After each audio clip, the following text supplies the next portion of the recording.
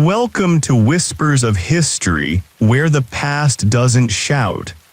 It strolls, it sighs, and sometimes it adjusts its umbrella just slightly to block out the nonsense. Tonight, we drift through the calm shadows of African royal courts, where queens didn't just rule, they reigned beneath fluttering, sun-blocking symbols of power. Umbrellas. Yes, actual umbrellas, but not the kind you lose after 2 uses. These were large, colorful, ceremonial, the kind you'd never leave behind in a. As always, if your eyes begin to close mid-sentence, that's not a failure. That's the point. You're not here to cram facts, you're here to breathe with history. As if you're enjoying this soft, steady journey into forgotten elegance, do press like and subscribe gently. Leave a comment telling us your location and local time. Maybe there's another sleepy historian listening near you. Now settle in, take a breath. Let your mind feel the silk of the breeze, and let's ease into tonight's journey. You walk slowly through a field of gold-dusted grass, barely brushed by wind. The sky is a pale orange, not quite dawn, not quite dusk, the hour where shadows stretch but haven't quite decided which way to lean. You're not alone. Behind you trails a procession, quiet but precise, robes whisper, anklets chime.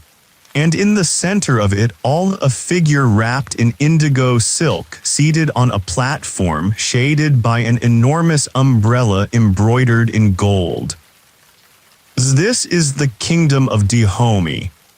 Present-day Benin, but back then the names were more poetic, the maps more uncertain, and queens didn't carry parasols for weather, they carried them for dominance. And tonight's heroine is Queen, or maybe it's, no one is entirely sure because oral history tends to forget vowels. Some say she ruled for just 3 years, others claim decades. Historians still debate whether she was truly sovereign or if she filled in as a placeholder while the royal family argued over which brother was slightly less annoying. But here, what most agree on, she was fierce. Possibly the first woman to command the all-female warrior battalion later known as the Dahomey Amazons. And wherever she went, that umbrella followed. See, in pre-colonial West Africa, umbrellas weren't about rain. They were mobile thrones. Giant, handcrafted, impossibly extravagant declarations that said, "Yes, I'm seated, but you're still beneath me." One observer described an umbrella made of leopard skin with a golden eagle perched on top. Another, made entirely of bird feathers. Try collapsing that in a gust of wind. You pass through an open courtyard. You hear the tap-tap of wood against stone, the umbrella bearer keeping perfect pace behind the queen. Their role, entirely ceremonial and entirely critical. If the umbrella dipped or swayed or looked even a bit common, it wasn't the umbrella that lost its job. One obscure traveler's journal mentions a ritual where a new queen wouldn't touch the ground until her umbrella had been formally opened. If that seems dramatic, well, so is monarchy. You glance up, the sky darkens just slightly. The queen hasn't flinched. Her umbrella blocks not just sun but scrutiny. You probably won't make it through this day. It's long, it's hot. And there's 100 more yards before the royal drums call pause, but the umbrella glides unbothered, as always. You enter the inner palace, The air changes thicker, perfumed, almost smug. The walls are lined with carved symbols, some depict battles. Others, women holding umbrellas like spears. You realize these weren't accessories, they were emblems. Is in the kingdom, that's Ghana today, umbrellas could be the size of fishing boats and weighed more than most friendships. The bigger the umbrella, the bigger the ego it shaded. But don't assume they were only for kings. Queens, called, wielded equal weight. And their umbrellas, well, they had personalities. You pass a closed doorway. Behind it, a gathering, quiet mutters, a priest reciting lineages. Outside, the queen's umbrella leans against the threshold, not because it's tired, but because entering a room with an open umbrella was once considered a threat, unless, of course, you meant it. One obscure tradition even claimed that if a rival opened their umbrella in your presence without prior approval, it was tantamount to declaring war, which puts every wet sidewalk spat you've ever had into perspective. Though the queen inside, she's not speaking, not yet. Her umbrella speaks first, set upright again when she's ready to be heard. Historians still debate whether umbrellas predated stools as royal symbols, or whether they evolved side by side like cousins fighting over inheritance. Some argue the umbrella began as a shield against flying curses. Others say it was simply to keep bird droppings off the wig. Who's to say? But here's the weird part. The color of the umbrella mattered too. Red meant war, white meant peace, striped meant complicated. And no two umbrellas could look the same. If you tried to copy a queen's umbrella, best case, public shame, worst case, public disappearance. You watch a young girl walk past, balancing an offering tray. She looks up not at the queen, but at the umbrella. She bows not out of fear, but reverence. You lean against the carved wall, listening to the quiet scrape of ceremonial slippers on tile. The umbrella stays open above the queen's throne. It hasn't moved in an hour, and neither has she. As outside, the sky trembles with thunder, but no one looks up. Not when the true sky is already here, hovering 4 feet above the queen's head. You step into a quieter chamber where time seems to exhale. Here, everything is softer. No shouting guards, no clatter of metal, just velvet drapery and a wind that moves like it's trying not to be noticed. The queen is resting, and the umbrella, still open, is stationed at her bedside like a royal nursemaid.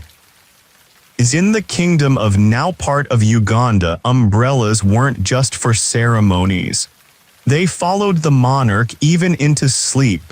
Not that rulers ever really slept the way you do. Their dreams were inspected, their positions critiqued. A king sleeping too far from his umbrella, that was gossip-worthy, scandalous even. You settled down on a woven mat, careful not to lean against the wrong wall.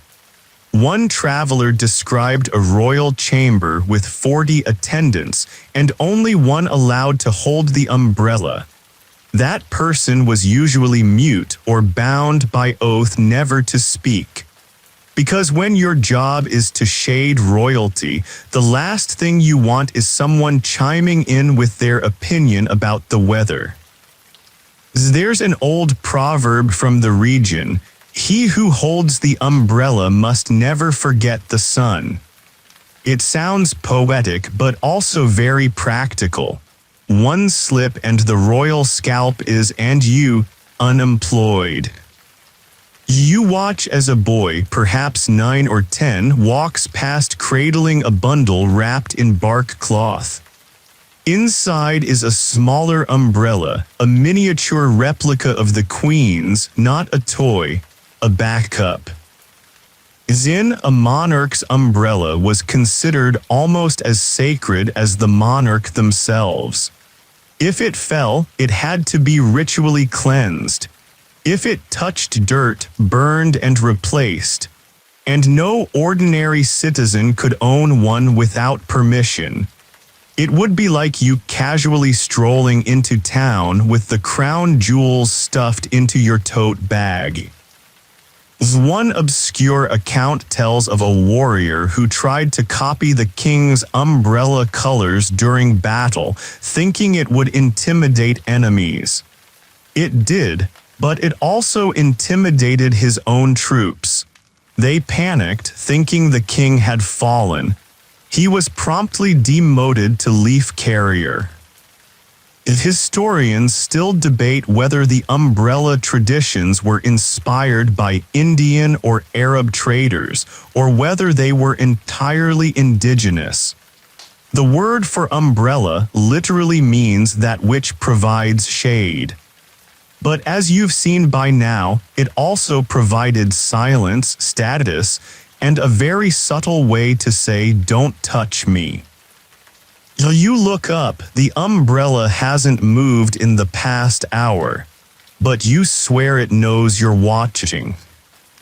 You blink. The Queen's breath deepens, the fabric above her sways, and for a moment, just a moment, it feels like the umbrella is breathing with her. You emerge into the daylight again. It's midday now and the sun hangs high like a nosy neighbor leaning over the fence. But the crowd in the courtyard doesn't squint. Every important head is shaded, either by personal attendants or, in one very dramatic case, by an umbrella so large it needs a team to maneuver it. You count 6 carriers. 4 holding the poles, 2 making sure it doesn't catch on passing trees. 1 man stands ready with a feather duster just in case the dust of lesser people dares settle upon the royal canopy. This is the court of Ethiopia's empress, the woman who co-led the battle of in 1896 and told Italian envoys that they could keep their treaties if they liked, just not hers. It was smart, strategic, and possibly the only person in Ethiopia allowed to tell Emperor II when he was being a bit dramatic. And yes, she had her own umbrella, a crimson silk with a gold trim, taller than most livestock and impossible to fold without a ceremony. Now you hear it before you see it, a rustle, a shift in light, and then a surge of whispers. The empress is approaching. Her parasol moves like a cloud with attitude. Behind her, women of the court in linen robes, each holding smaller, less shiny umbrellas. It's a reminder you can be covered, but you're not her. She moves slowly, but not lazily, like someone who knows the earth will wait for her. The umbrella is so precisely angled that not a single ray hits her brow. You wonder if it's positioned with math or magic. One obscure document from a Russian ambassador described her umbrella as the most splendid war accessory I've seen. He also noted that it doubled as a shade for wounded soldiers and as a signal when smoke couldn't be used. Tactical parasols, history's overlooked innovation. But historians still debate whether the umbrella used was her personal one or a ceremonial one assigned to battlefield leadership. Some say it was dyed with saffron, others claim beetroot. All agree it was unmissable. Though the empress stops, her attendants fan out. A young girl kneels and offers a tray of incense. The umbrella stays still, suspended as though tied to the sky. And you're sitting at the edge of the scene, utterly unnoticed, which is probably safer. The parade continues. Not a raindrop in sight, but no one questions the need for umbrellas. After all, in court, even the sky knows its place.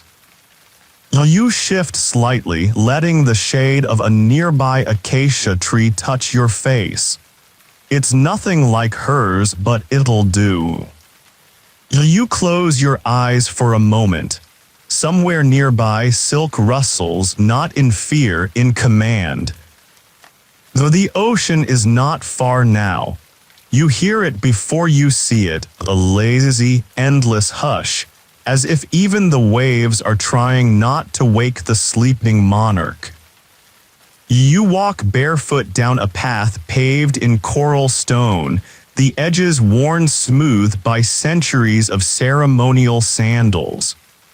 Every step releases a faint scent of spice, clove, cardamom, cinnamon, the legacy of Zanzibar, the island where the breeze carries rumors better than pigeons.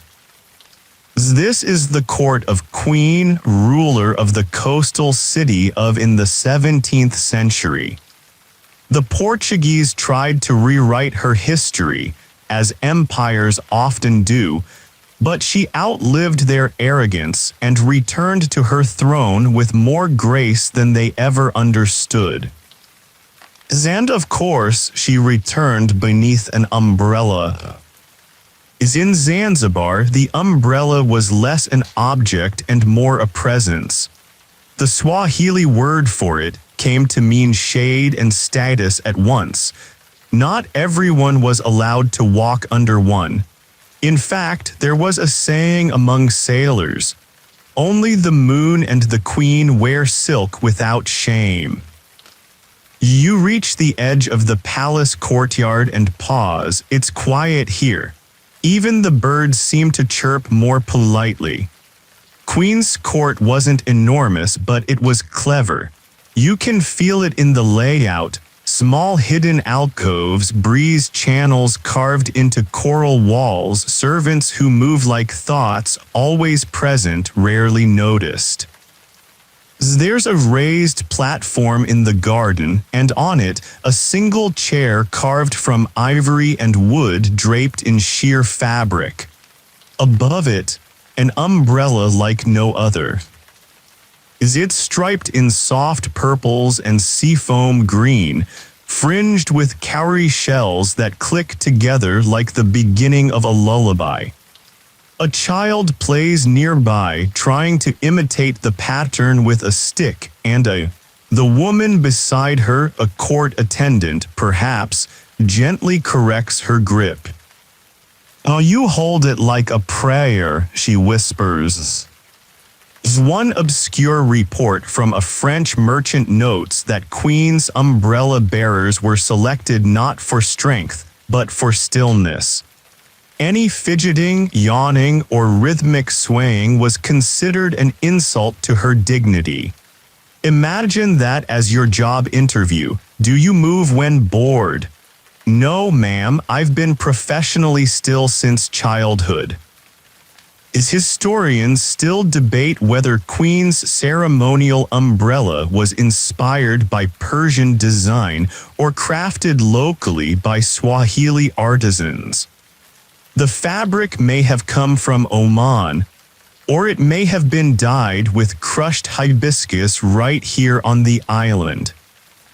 Either way, it stood every morning in the exact same spot, angled just so, like it was part of the sunrise. You sit beside the garden wall. The scent of clove hangs thick in the air. The umbrella catches the light just faintly, the shells winking like it knows something you don't. You close your eyes, not because you're tired, but because the umbrella has already done the work of shielding you from the rest of the world. You awaken to drums. Not harsh ones, more like a heartbeat remembering its rhythm after a nap. You rise, brushing the fine dust from your robe, and follow the sound. It leads you through a narrow hallway, then into a great open space framed by carved pillars and woven banners. There's a throne at the far end, and beside it, yes, you guessed it, the umbrella. But this one is different. This is not the Queen's umbrella. This is the state umbrella. A national treasure treated with more caution than royal jewels or even royal relatives. You approach slowly, and the room seems to notice. This is the Kingdom of Congo, once sprawling across what is now Angola, Gabon, the Republic of Congo, and the Democratic Republic of Congo. In the 15th century, it was one of the most sophisticated states in Central Africa. Kings ruled with councils, laws were written and preserved, and umbrellas, well, they could start international incidents. The Congo people referred to these objects as, they weren't just parasols, they were sovereign declarations. A court official enters, bowing low. He carries a scroll, but before reading it, he glances up at the umbrella. Its position determines the tone of the address. If tilted to the right, a friendly welcome; to the left, a subtle reprimand; closed entirely, a signal that no audience will be granted. Better luck next monsoon. One obscure Jesuit account claimed that a diplomatic envoy from Portugal once insulted the Congo court by opening his own umbrella indoors without permission. It led to 3 months of awkward negotiations, one unplanned exile, and a goat being blamed for something it definitely didn't do. Historians still debate whether the umbrellas of Congo were inspired by Portuguese models brought during early contact, or whether they developed independently as part of regional authority symbols. What's more likely? The umbrella was simply a logical extension of the royal fan, a tool that had always stood between power and perspiration. You glance up. This one is made of bark cloth, framed in polished iron, dyed in dark green, the color of fertility, justice, and firm decisions. Its handle is carved in the shape of a crocodile's jaw. And for the past 20 minutes, it has not moved an inch. There is something quietly terrifying about an umbrella that refuses to twitch. You sit at the edge of the room just outside the designated circle of respect. The officials whisper, the scribes scratch ink into parchment, and the umbrella continues to loom mute, but it doesn't care about the sun. It doesn't care about the foreign visitors. It only cares about its angle. And the message it sends. You find yourself walking down a colonnade paved in beaten brass, the floor warm underfoot, but never hot enough to discomfort the dignified procession moving through it. Every few steps, the flicker of a shadow ripples across your face. Not from clouds, there are none, but from a slow, precise dance of umbrellas being carried overhead like sacred relics. You've arrived in the court of the empire in what is now southwestern Nigeria. This was the land of the imperial king, a ruler so revered that subjects often addressed his messengers with the same formality they would him. And when they appeared in public, it wasn't his face people saw first, it was his umbrella. Large, vibrant, decorated with woven emblems and cowrie shell tassels that clinked like coins dropped in a wishing well. But what made it unforgettable wasn't just its appearance, it was the way it moved. Specifically, who moved it. Umbrella carriers were highly trained attendants whose lives revolved around one simple rule: don't mess up the shade. But that wasn't all. According to oral records passed down in Yoruba courts, were also forbidden to look directly at the unless specifically instructed. You walk beside one now.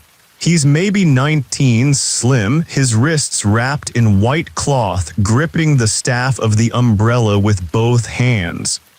His eyes are fixed firmly on the ground, not from shame, from duty.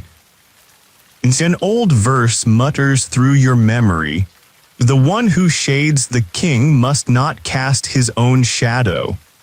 It sounds poetic. It's also logistical. The last thing you want at a royal event is the umbrella bearer's head ruining a ceremonial photo op if cameras had existed. One obscure detail buried in a colonial administrator's notes from the 1800s mentions that the umbrella bearers were selected for their stillness during childhood festivals. One boy was disqualified for sneezing, another for smiling at the wrong time. Royal patience did not extend to facial expressions.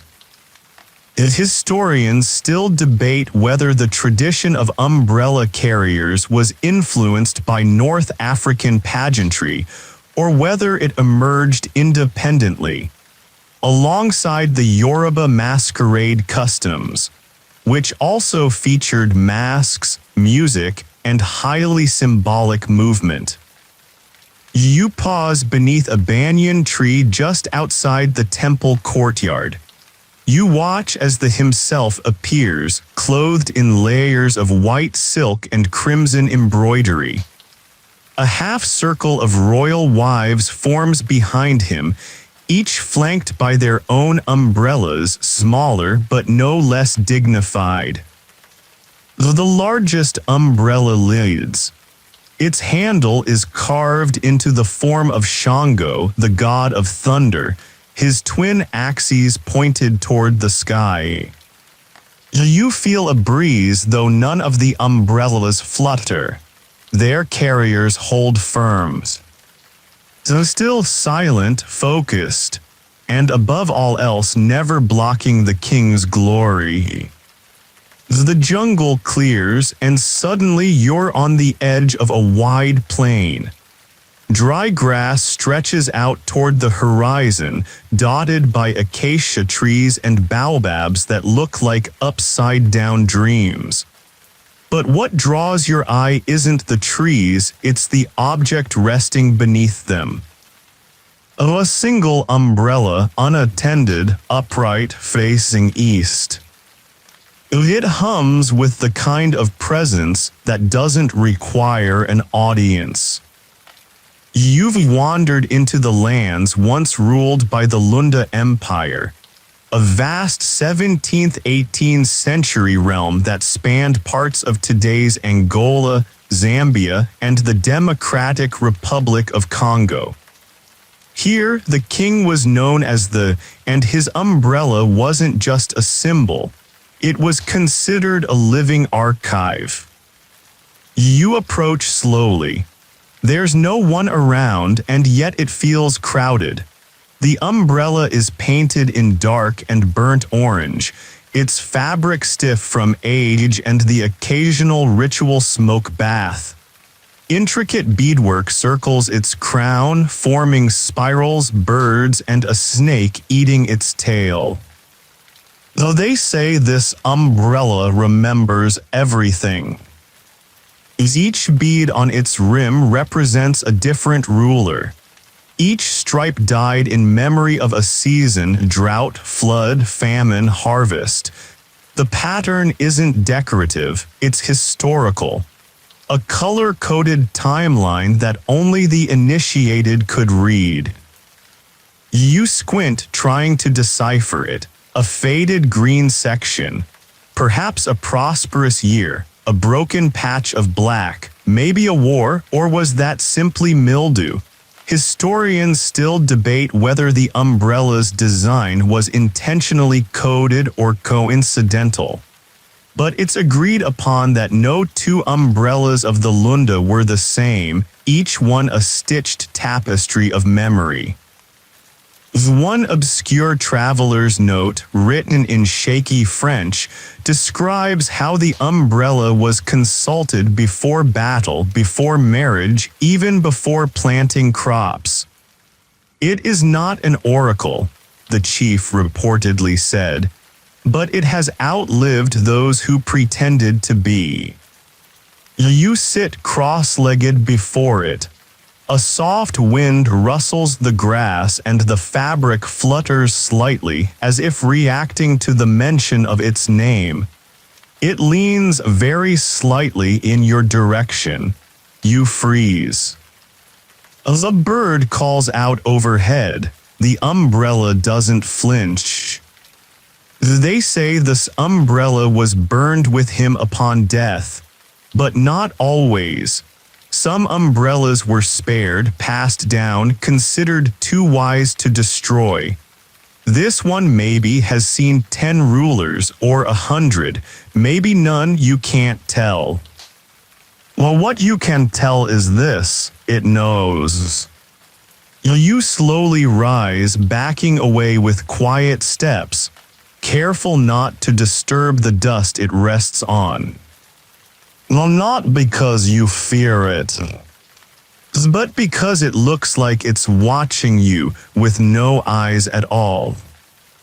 You're deeper inland now, where the air thickens with the scent of firewood and tamarind, and the breeze feels borrowed rather than owned.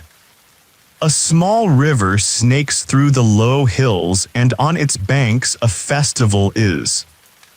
The drums rise and fall like breathing. There's dance but not frenzy. Laughter but not volume. The kind of joy that understands how to behave around royalty. This is the kingdom of and what is now northern Angola. And here in the 17th century ruled queen, diplomat, warrior, negotiator of peace treaties and instigator of total chaos, depending on the day and the mood. And yes, umbrella carrier. She did not just walk into rooms. She occupied them, sometimes with her body, sometimes with her silence, and always beneath a parasol as fierce as her reputation. One infamous story tells of her being a chair at a Portuguese negotiation.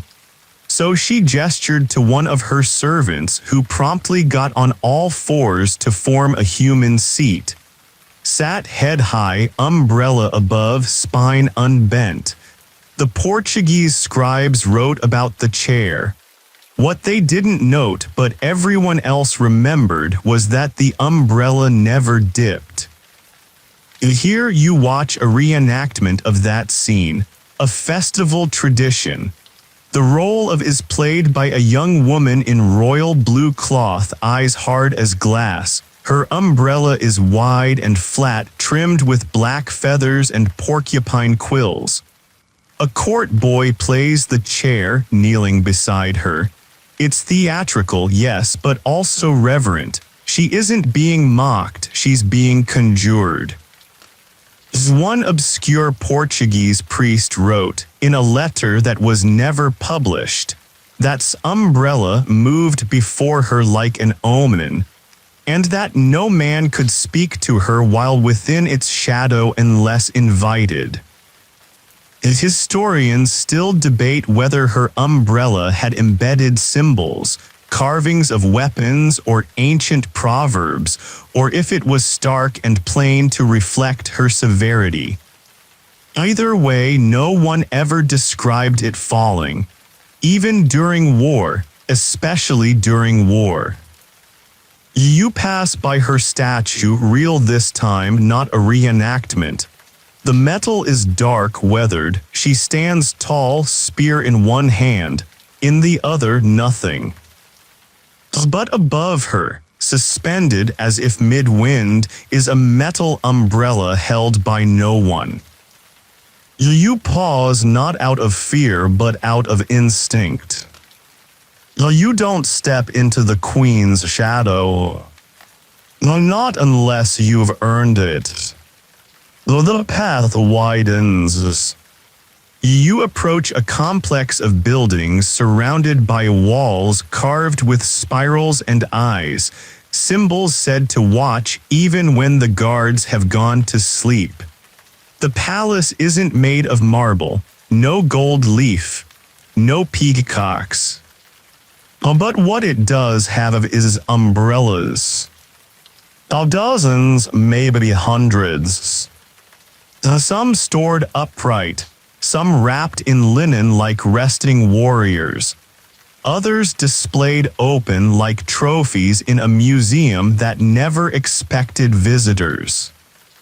You've arrived at the remnants of the Ashanti Confederacy's royal seat, modern-day Ghana.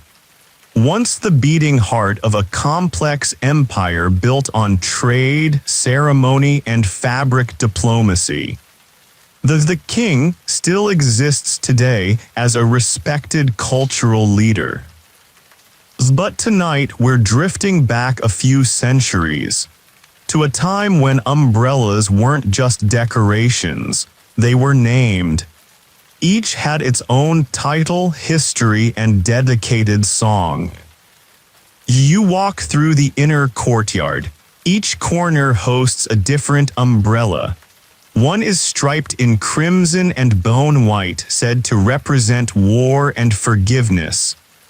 Another, made of dark indigo and embossed with metal sunbursts, a reminder that no light shines unless permitted. A court historian known as the sits near the oldest umbrella, whispering stories not to you but to it. In the Ashanti tradition, the umbrella isn't just a thing to be carried, it's a participant in history. It listens, it records, and when needed it responds. One obscure but persistent tale tells of a royal umbrella that once refused to open during a coronation. It had been passed down through 7 rulers. On the 8th, it stayed shut. No gust of wind, no charm, no command would change its mind. The ceremony paused, everyone waited. As after an hour, the elders whispered among themselves and fetched a different umbrella, a humbler one trimmed in red raffia instead of gold. That one opened instantly. Though they say the first umbrella didn't approve of the new king. Historians still debate whether this was symbolic sabotage or just humidity. Either way, that ruler's reign lasted only 3 years. You wander toward a storeroom where damaged umbrellas rest. Some lean against walls, their ribs broken, their fabric eaten by time. Yet even in decay, they hold themselves with dignity, like retired generals missing a few buttons but none of their authority. One has a silver handle carved into a double crocodile. Another, A pattern of eyes that seem to follow you in the dark. You blink, they don't. Do you hear a bell? Not a chimes, really. A subtle, low note made by tapping a calabash. Time for the evening ritual. The court attendant slowly moves through the hall, recovering each umbrella with fine muslin cloth, as if tucking in children. You step outside, back into the courtyard. Above, the stars are beginning their slow rehearsal. And from every corner of the palace, umbrellas now rest in sleep, not collapsed, just waiting.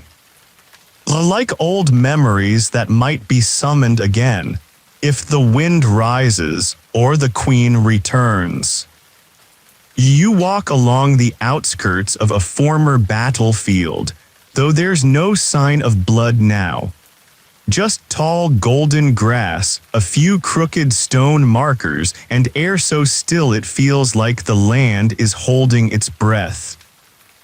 At the center of the field, surrounded by wildflowers and half-forgotten statues, sits a single object.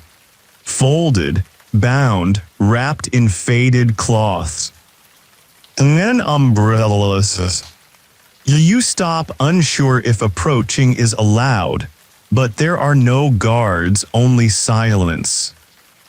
This belonged to Queen of Rwanda, a spiritual leader, anti-colonial figure, and depending on whom you ask, a prophetess or a rebel, or both. She rose during the early 20th century when European rule seeped into the land like an unwelcome flood, and she opposed it not with armies alone but with belief and symbols, especially the umbrella. Unlike other rulers, she didn't always carry hers open. Sometimes she kept it closed on purpose, as if to say, "You don't deserve my shade, not yet." One obscure colonial document, half-smudged and written in bad French, describes a moment where she entered a mission compound on foot without her umbrella bearer. It caused confusion. Was it humility, defiance, magic? They couldn't decide, but no one spoke while she passed.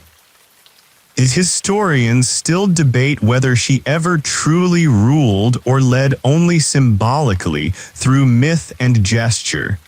Some claim the umbrella was embroidered with verses from oral prophecy. Others say it had no decoration at all, just black cloth and a silver point. Stark, final. You draw closer. The cloth around it is frayed, but you can see faint stitching. A spiral, a bird, a line of fire stitched in red thread, long faded to orange. A breeze lifts, though the grass sways, but the umbrella does not move. You sit beside it, not close enough to touch, just near enough to feel something. A memory, maybe, of standing in sun, of standing for something. Of knowing when not to offer shade. You wake to birdsong, soft, unrushed, like they're trying not to interrupt whatever dream you were having. The trail is thinner here. Trees crowd closer. You duck beneath hanging vines and step lightly over moss-soft roots until the forest opens to reveal a clearing paved in stone mosaics. At the center, a large round platform, and on it, rows of young girls in matching garments, each holding an umbrella. You've reached the lands once ruled by the rain queens of the people, modern-day South Africa. Yes, rain queens, their title was not metaphor, These women were believed to control the weather, literally. And every year before their coronation, they were taught not only rituals and governance, but how to hold the royal umbrella. Because it wasn't just a symbol, it was a vessel, a sky of their own. You watch as one girl practices her stance. She steps forward, umbrella tilted perfectly to catch both wind and light. A matronly woman adjusts her grip, whispering something you can't hear. The girl nods solemnly. These lessons aren't about sun, they're about presence. One obscure anthropologist recorded that when the Rain Queen visited a village, her umbrella was opened before she arrived. Villagers would look to the crest of the hill. If they saw the umbrella, they knew rain would follow, sometimes within days, sometimes immediately. There's a legend that when Queen Ivy died, her umbrella was struck by lightning during the funeral procession. Historians still debate whether that actually happened, or whether it was poetic license that got passed down until it hardened into memory. Either way, no one opened that umbrella again. You step carefully between the practicing girls. They don't look at you. Their eyes are fixed on their hands, their balance, the wind. Their umbrellas are made of reed and cloth, some lined with beads, others with strips of painted hide. A small girl at the end of the row stumbles. Her umbrella dips. Everyone gasps. The older woman is beside her in an instant, not to scold but to help her adjust. She steadies the girl's hand, lifts the umbrella, and says, "It's not the fall that matters. It's whether your shadow stays sacred." You walk on, past the clearing, past the mosaics. And overhead, for just a moment, you feel the drizzle on your shoulder. Not quite rains. Just a reminder, though, that someone somewhere might still be carrying the sky. You walk now on red earth, soft and slightly warm beneath your steps, like the land itself has been slowly baking stories into its crust. There are no palaces here, not anymore. Just a few stone foundations overtaken by wild sugar cane and wandering goats, but the air still holds the shape of ceremony. This was once the seat of the Kingdom of Luba, a vast, sophisticated state in Central Africa, remembered less for its wars and more for its political elegance. Oral tradition, divine rule, and umbrellas that could settle arguments before a single word was spoken. You're led by a soft-spoken elder named.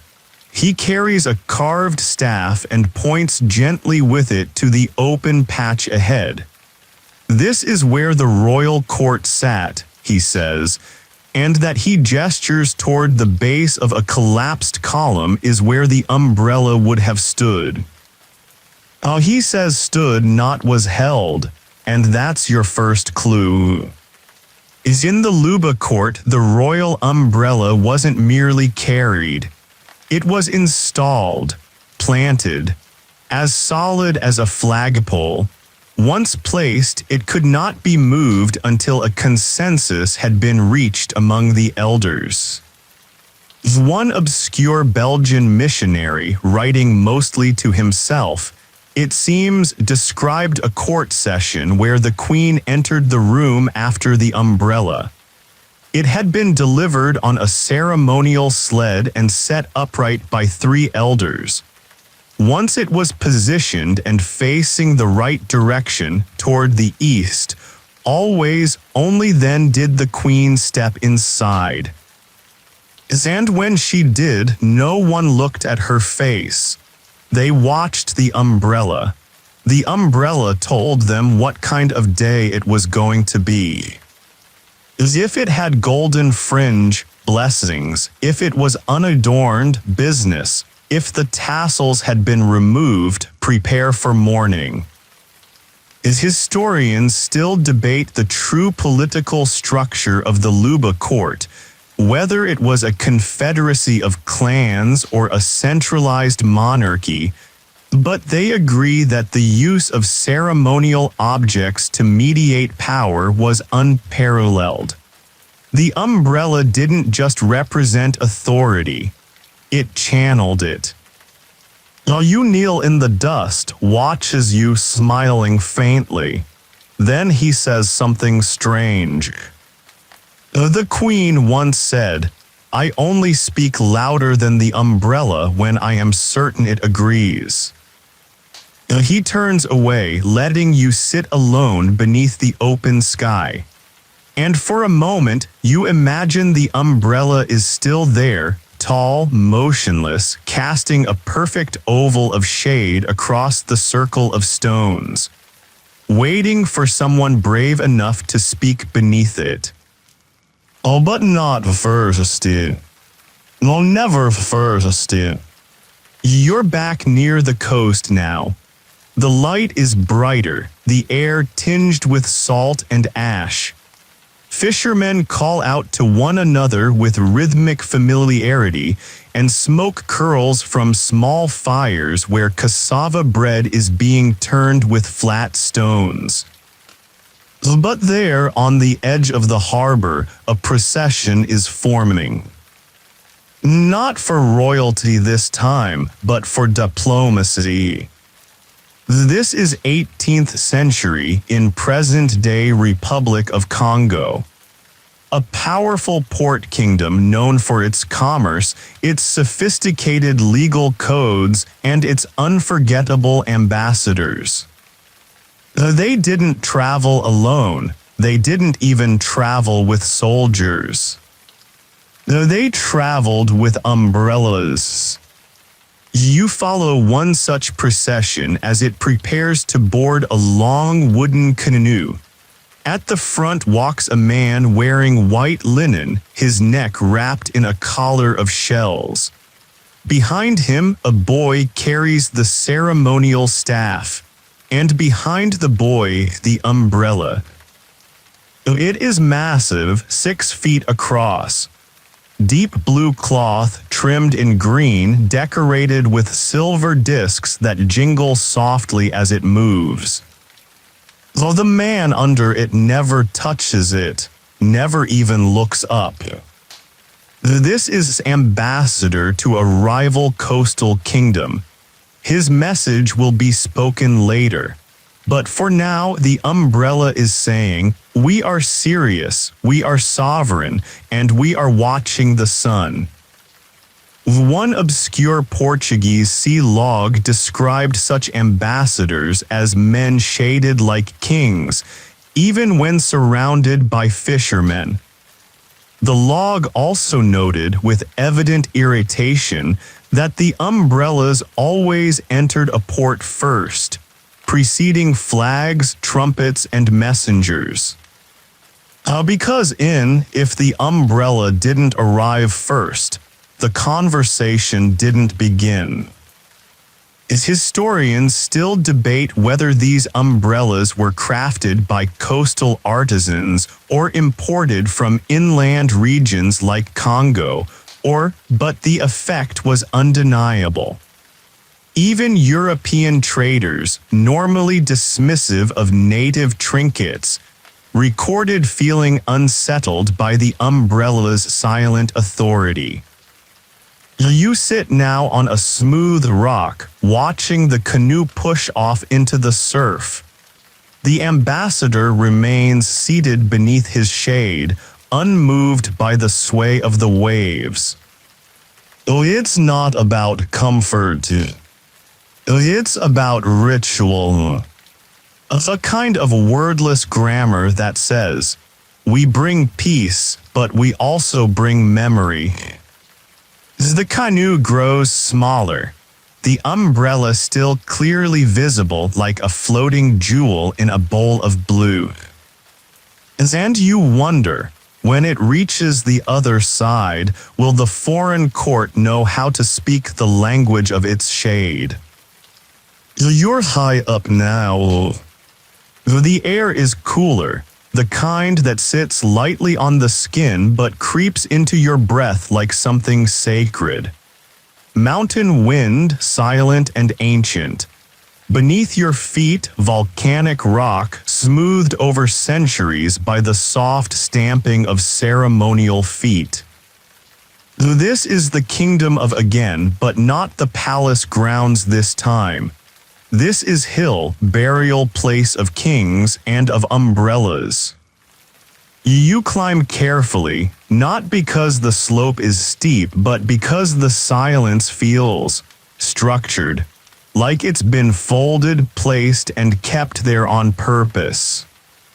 As at the summit, past rows of banana trees and woven fences, you come to a domed structure made of reeds and bark cloth. It is quiet here, not dead, just resting. And inside this tomb, resting beside the kings, are their umbrellas. Yes, you heard that right, buried with them, wrapped in ceremonial cloth, laid on either side like loyal retainers. The believed that royal umbrellas carried not just shade but spirit, personality, authority. And those things couldn't be left out in the weather after the king passed. You peer through a thin opening. Dust catches the light like lazy constellations. Your eyes adjust and you see the faint arc of a canopy still standing, its shape clear, its ribs intact. One obscure tradition states that if an umbrella falls while being placed in a royal tomb, the entire burial must be delayed until it is, and, if necessary, rebuilt. Because a disrespectful umbrella might follow the king into the afterlife in the wrong mood. And nobody wants to be haunted by their own parasol. Historians still debate whether these burial umbrellas were the ones used during the ruler's life or replicas made for funerary rites.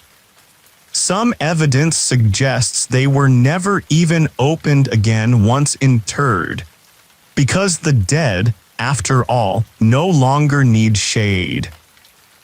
But perhaps the umbrellas do.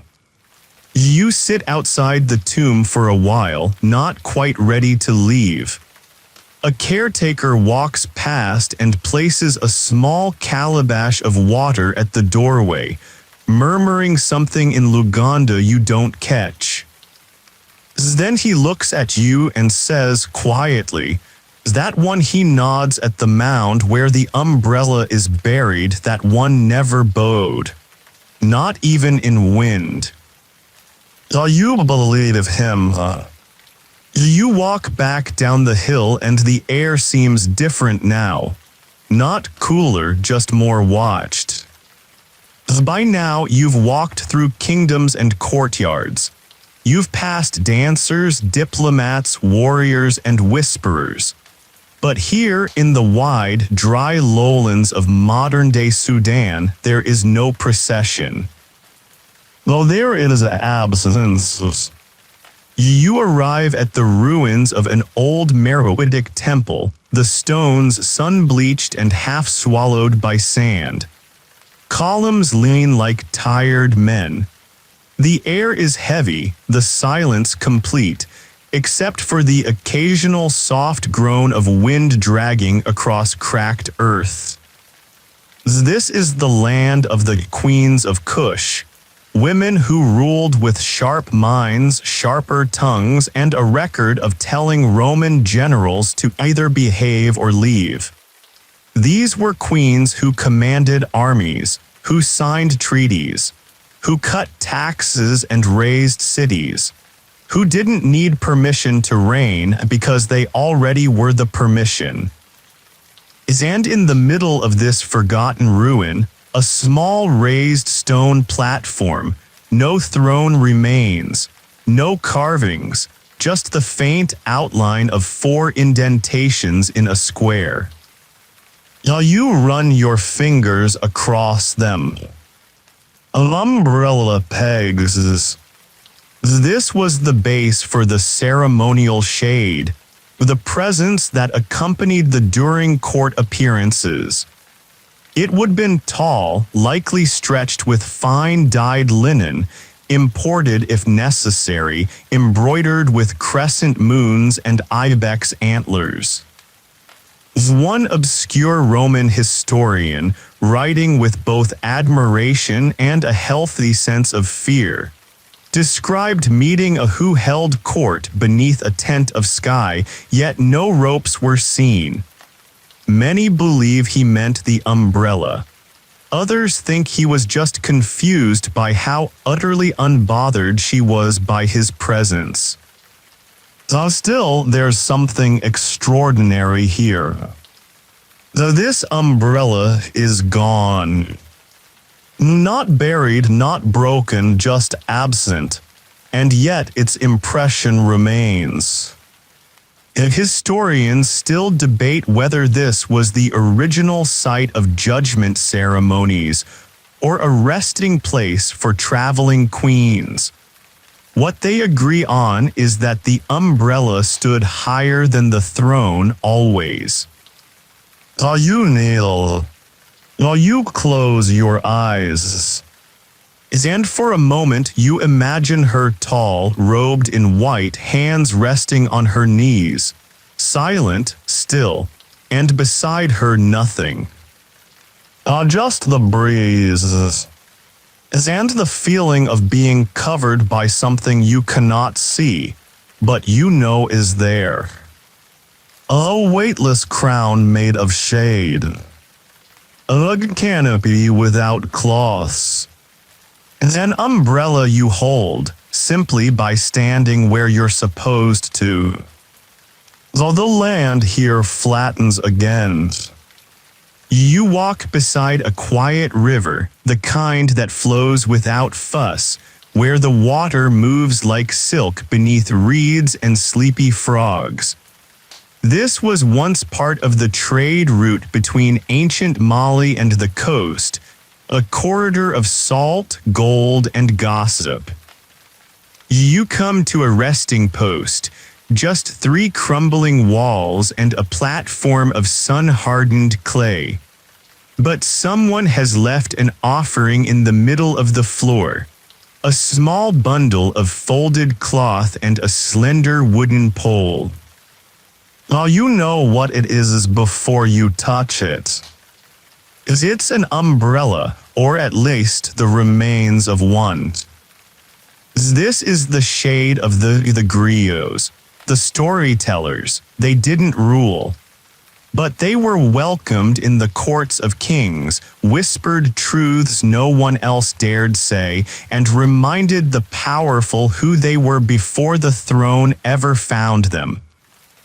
And they, too, were given umbrellas. You sit cross-legged on the platform, listening to the wind flutter through dry branches. According to oral histories, griots were once awarded ceremonial umbrellas not by birthright but by moment. If their song pierced the heart of a king, if their words silenced the court or shook the bones of history, they were granted the right to sit under shade not as royalty, but as rememberers. One obscure West African verse, preserved only in fragments, tells of a blind griot who was gifted an umbrella, not to shade his eyes but his tongue. Because the tongue, when it speaks truths to power, needs protection too. Historians still debate how widespread this tradition was. Was it limited to the royal court of, or did it stretch further from Timbuktu to the mossy highlands of Sierra Leone? The trail is faint, but the memory holds.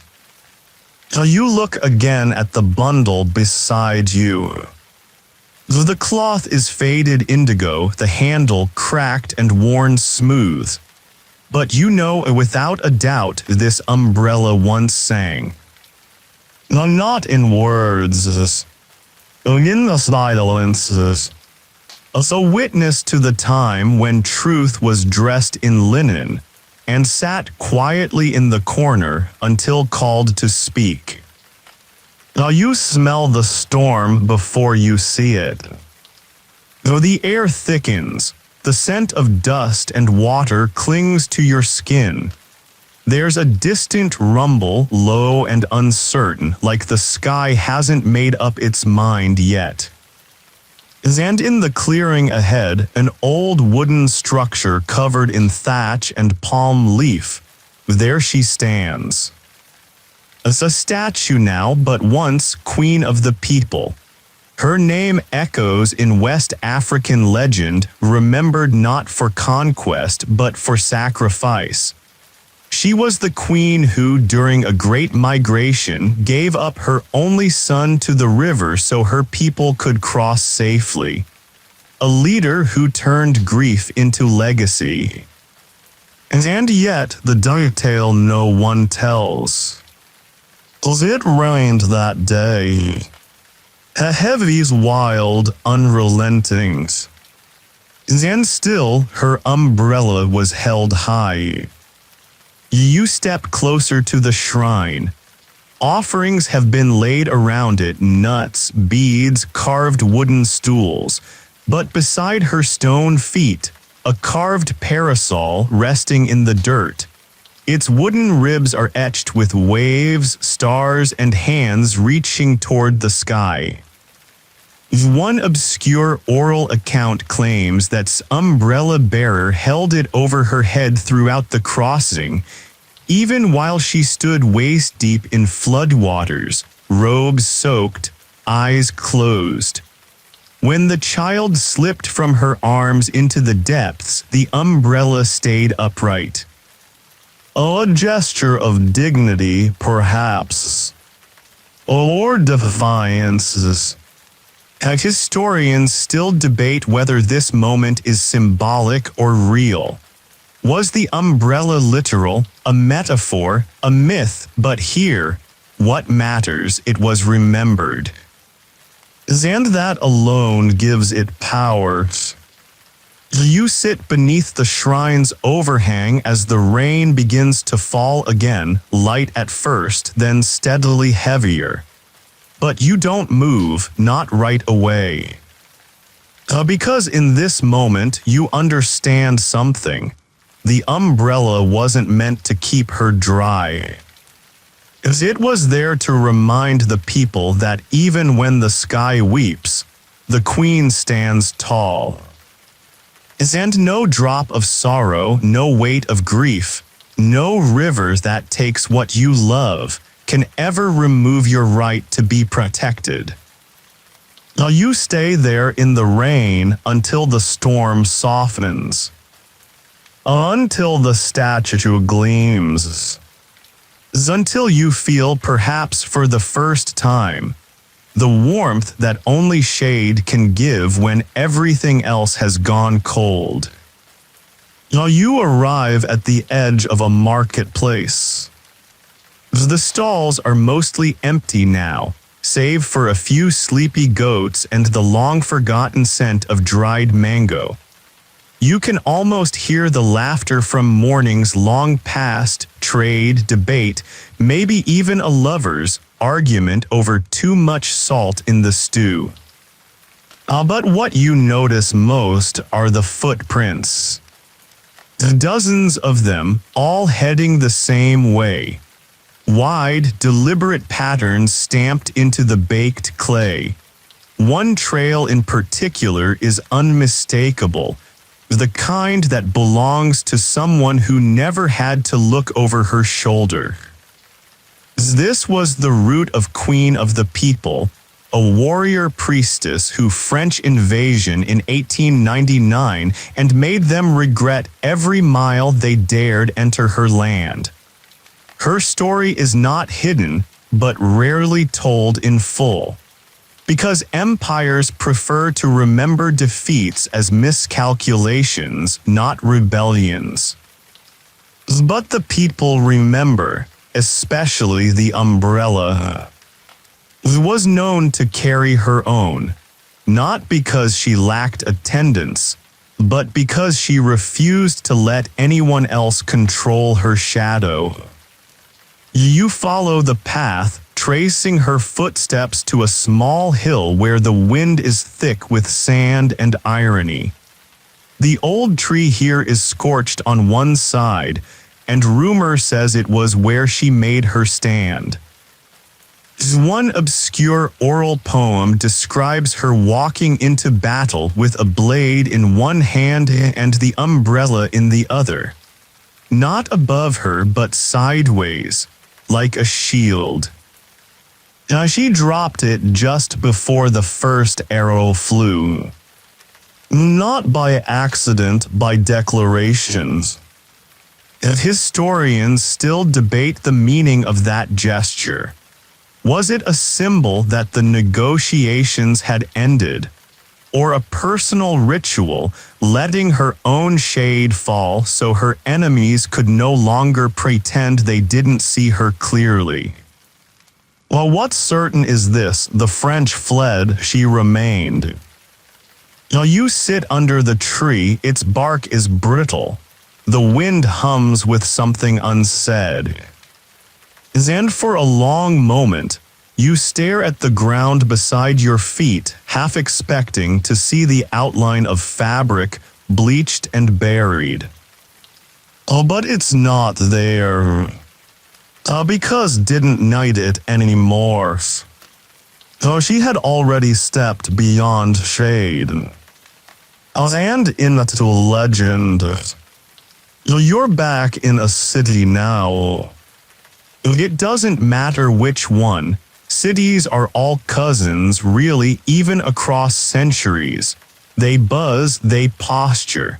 They forget and remember in the same breath. But in this one, tucked behind a crumbling museum and a lemon tree no one waters, there's a small shed that someone forgot to demolish. The door creaks like it's being polite about your curiosity. You open it. Inside, of umbrellas, dozens.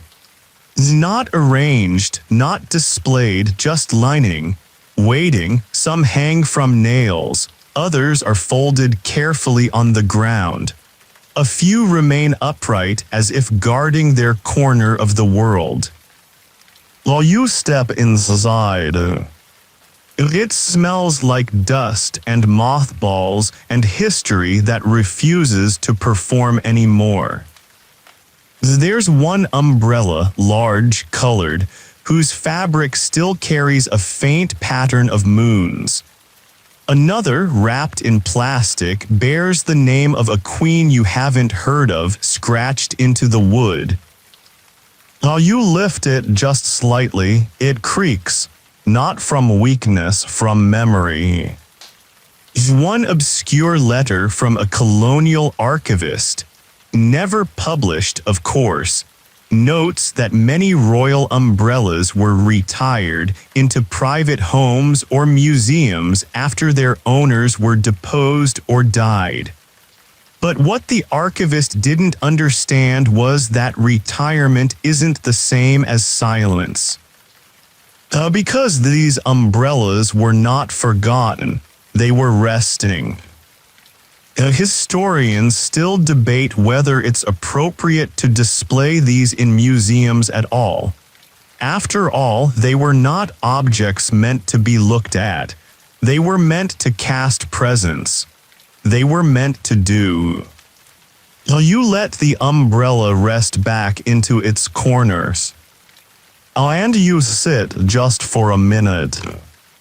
You don't take pictures, you don't whisper. You just listen. To the quiet. To the kind of quiet that feels crowded. And there it is, soft as breath. The sound umbrellas make when no one's watching. Not a flap, not a rattle. Just the feeling of being held. Like an echo.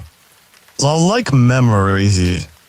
Like shades that never really left. You travel now not by foot, but in a slow-moving cart drawn by a pair of oxen, their bells quiet and dignified. The road is old. You can feel it in your spine. A winding, dry path just outside the forest, where birds observe more than they sing. Ahead lies a village not famous, not grand, but known in murmurs.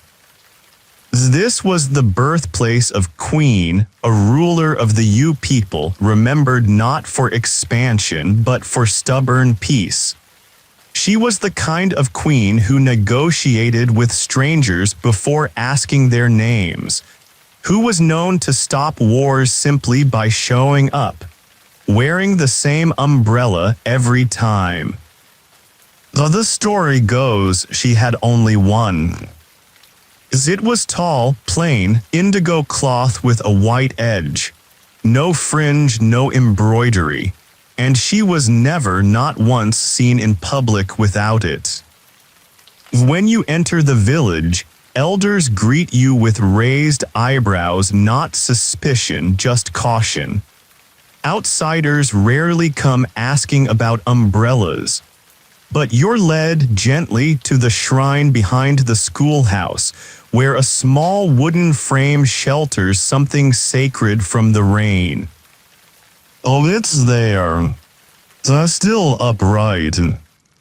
Still wrapped in cloth. It's said that when Queen passed, the umbrella did not fall. It remained standing beside her bed for 3 days. They tried to lower it. It resisted. Some say the wind lifted it, some say the rope snapped, and others insist that no one touched it at all. One obscure tale says her spirit refused to leave because her shade had not yet touched the ground. Historians still debate whether she was truly one of the last queens of her region, or if the title was symbolic by that time. But in this village, no one questions it. When the rains come, the villagers say, "The queen is thinking." You step under the shelter. The umbrella lines slightly, its ribs showing through the fabric. It smells like old wood and camphor. You don't touch it. You just bow your head for once, not to a crown, but to the thing that stayed standing long after the queen had lain down. You're walking again. This time through thick brush. Vines snag your sleeves. Insects hum like old violin strings, but you're not lost, you're being guided by an old woman with no shoes and a staff carved with animals that do not exist anymore. She says only one thing as you follow. They don't rot, they wait. As after nearly an hour of slow steps and silence, you arrive at a glade. It is circular, perfectly so, as if the forest agreed long ago to make space for something. Here, the umbrellas are buried. Not in graves, not with markers, but planted like seeds, vertical, rooted, half in the ground, half in memory. This is a sacred grove once used by the Fan people of Dahomey, but not for royalty. For those who carried the royalty. The umbrella bearers. Men and women chosen for precision, loyalty, and silence. They were often young, always trusted.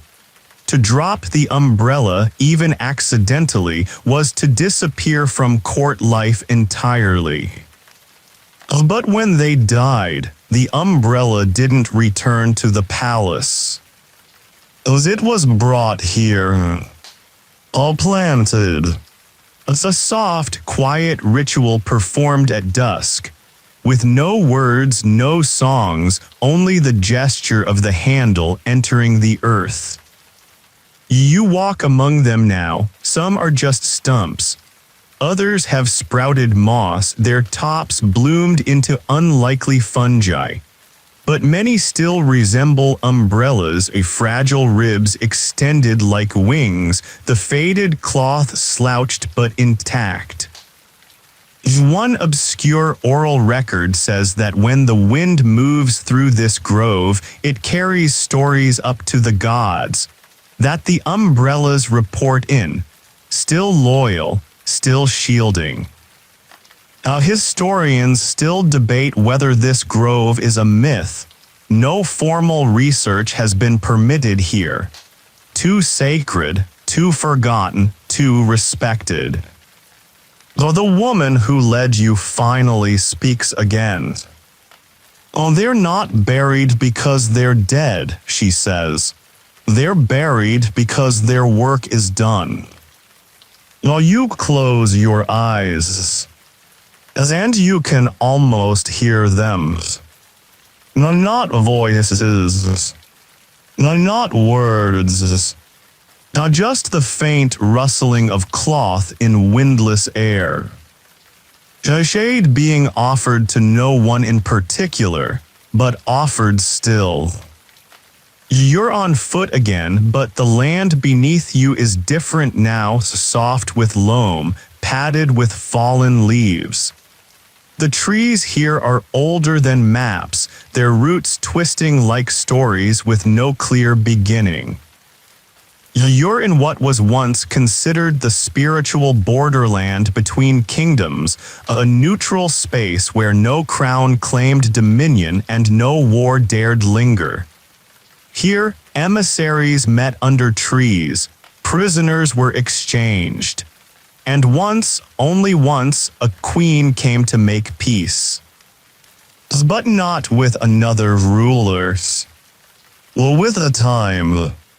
Her name has been swallowed by history, not erased, just gently buried like seeds are buried. Some call her the Silent Queen. Some say she was from the northern coast. Others swear she came from the mountains with a herd of silver-coated goats and no guards. The only thing the stories agree on. So she carried an umbrella that was never meant to open. You reach a clearing now, not large but deliberate. At the center stands a circular stone, flat, cracked, weathered with lichen. Embedded in its center, the bronze handle of an umbrella, still vertical, still sealed shut.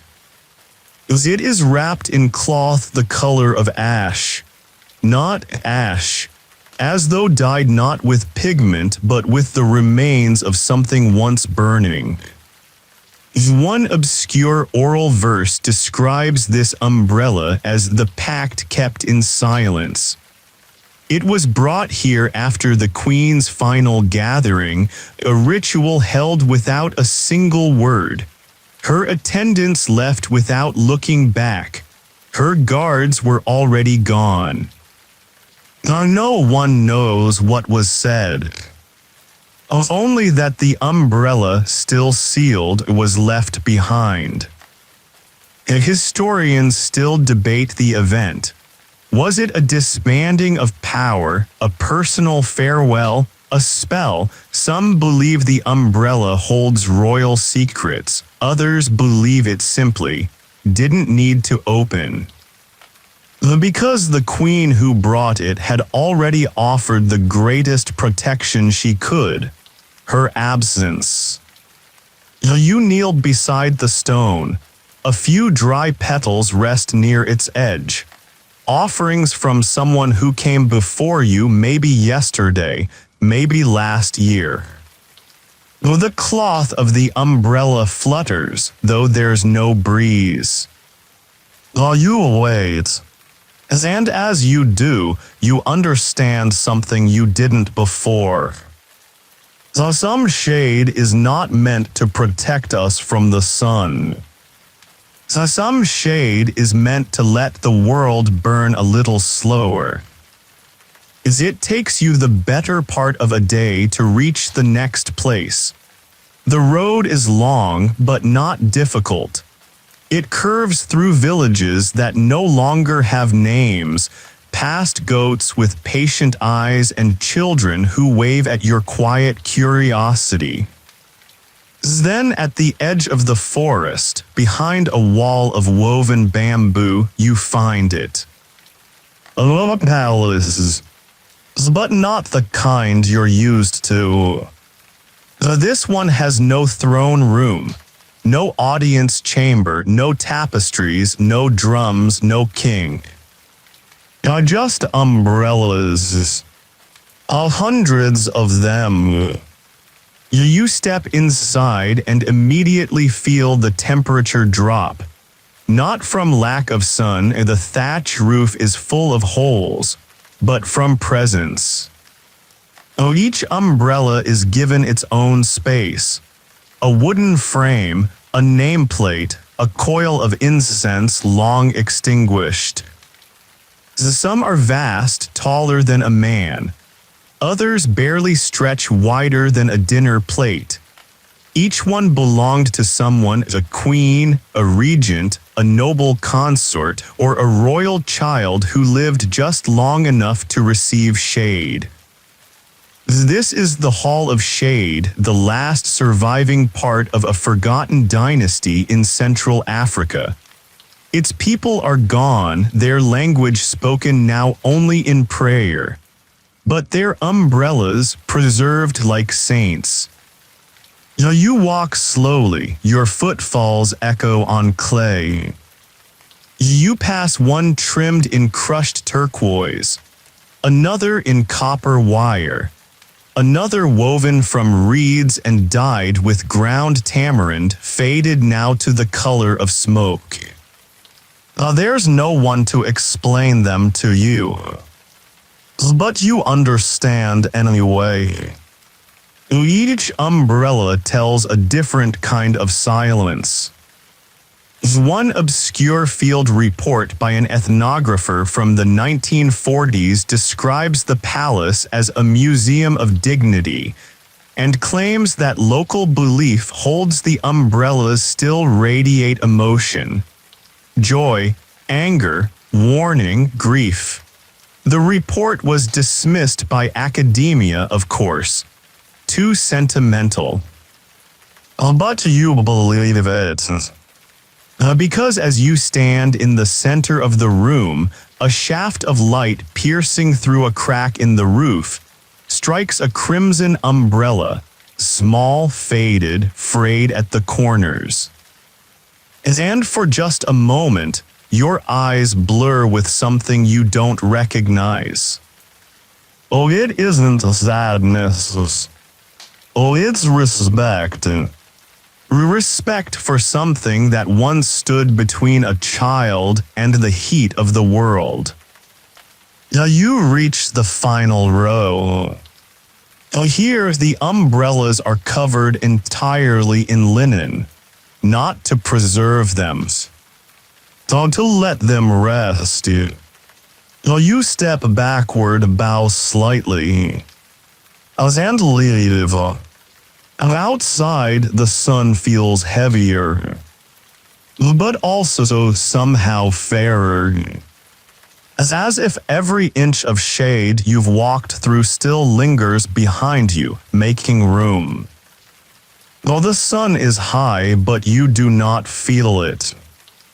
You're walking through a savanna clearing, your path lined with dry acacia and sleeping birds, yet your skin remains untouched by heat. There's no canopy above you, no roof, no shelter. And yet something shields you.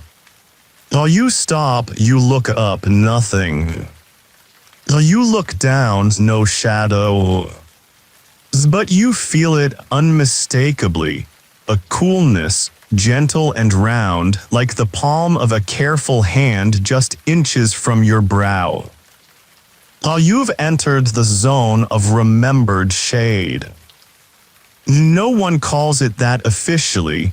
Maps mark it as empty land, a wildlife corridor, some hills, a rock formation shaped vaguely like a bird's wing.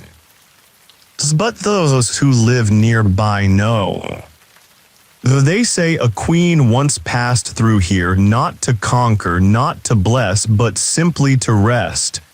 She stayed one night, ate nothing, spoke even less. She slept beneath a tree that's no longer standing. And in the morning, she left behind only her umbrellas. No one ever found it. One obscure herder's tale says it simply vanished, not stolen, not buried, but absorbed by the land. The handle became a root, the cloth a breath, the ribs quiet bones beneath the soil.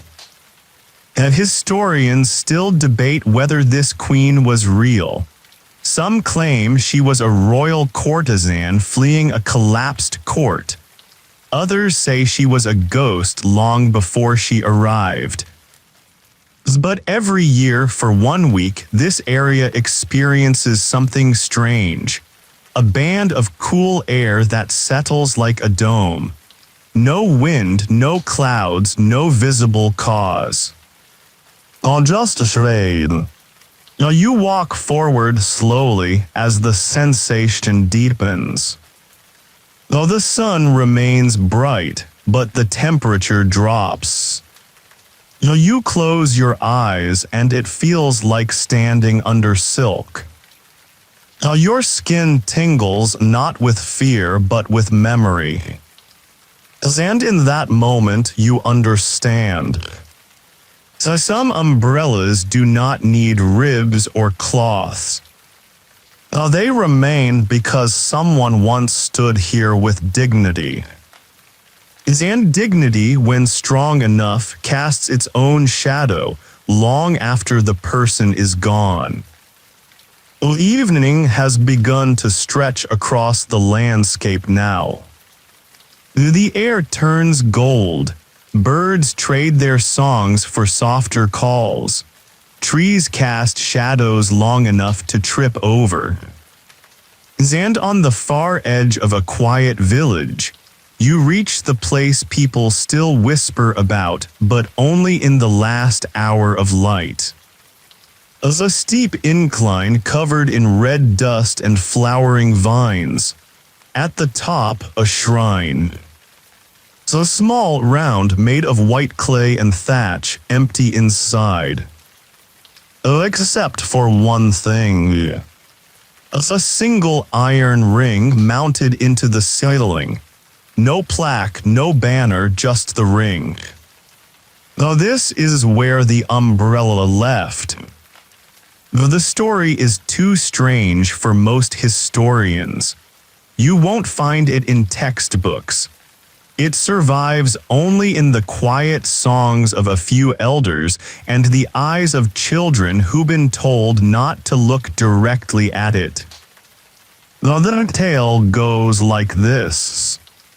As a queen, perhaps not by blood but by voice, ruled here for many years. She was beloved, respected, and known to settle disputes with a whisper. Her umbrella was white, plain, and always open. It followed her into kitchens, into fields, into mourning tents and festival grounds. When she passed, there was no funeral. She left no body. It was only her umbrellas. Suspended from the ceiling of this hut by that very iron ring. And for 3 nights people gathered to sit beneath it, not to grieve but to listen.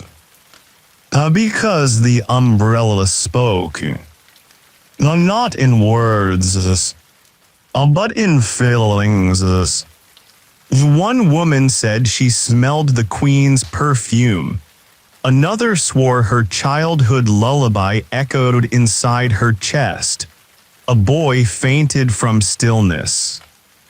And then on the 4th night the umbrella rose. Not fast, not glowing, just upward. The thatch roof opened without tearing. The iron ring remained in place. And the umbrella vanished into the sky. No wind, no storm, no magic trick. It left like it had somewhere else to be. One obscure anthropologist called the story regional metaphor. Another, braver, called it undeniably unexplainable. You step into the shrine now. No umbrella, no scent, no sound. But the ring, it sways slightly, as if remembering weight. You stand beneath it for a long while, and feel nothing, which is not absence. It's completion. Some umbrellas are carried. Some are opened. Some are buried. But the rarest, the ones that become sky. You walk now in darkness, not night, but the moment before it. That liminal hour when shadows stretch so far they seem to lose their source. The air smells like cooling earth, old smoke, and distant rain. You are alone on a salt flat wide and cracked, where time crunches underfoot like brittle memory. And then a figure, in the distance, walking slowly. At first you think she's a mirage, the way the heat hums around her like a whisper that never learned to shout. But as you draw closer, you see her clearly, a woman, not royal, not dressed in jewels or velvet. Just linen and leather, the kind of clothing that doesn't mind the dust. So she carries an umbrella. Not over her head, over her back. Not to shade herself, but to shade something behind her. Something invisible, perhaps a ghost, perhaps a history. She walks barefoot, her pace is steady, and she does not stop when you approach. You do not speak, you just walk beside her. Eventually, she turns her head just enough for you to see the lines carved by years of sun, tears, and laughter. And then she says, in a voice too soft to be anything but true, "They all left, but the umbrella stayed, so I stayed with it." One obscure traveler's diary from the 1930s mentions an unnamed woman in a forgotten region who claimed to be the final bearer of a kingdom's breath. She said the queen had died, the palace had burned, the ministers had fled, but the umbrella refused to collapse, so she carried it, not because she was commanded, but because someone had to walk history home. Historians still debate her existence. Was she a real woman, a symbol, a metaphor invented by colonial guilt? There's no consensus. But here she is, still walking. You glance at the umbrella. It's simple, woven reed and cloth trimmed with cowrie shells.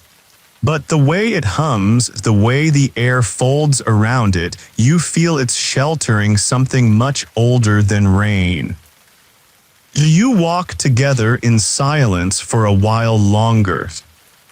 Well, then, without turning, she says, "When I'm gone, it will fold, but only then." So you nod, then fold behind. Because some journeys are not yours to finish. So you find yourself in a town you don't recognize. It's late, there are no streetlights, only lanterns hung from crooked doorways and the occasional flicker of candle behind cracked shutters. The roads are not paved, only pressed by time and repetition. But something strange is happening. People are speaking in umbrellas. Not literally, of course, but when they greet one another, they gesture in arcs above their heads. When they argue, their hands flick open sharply as though snapping open a canopy. When they grieve, they make the motion of holding a handle against their heart and letting it slip from their fingers. So you've entered the last sanctuary of the umbrella language.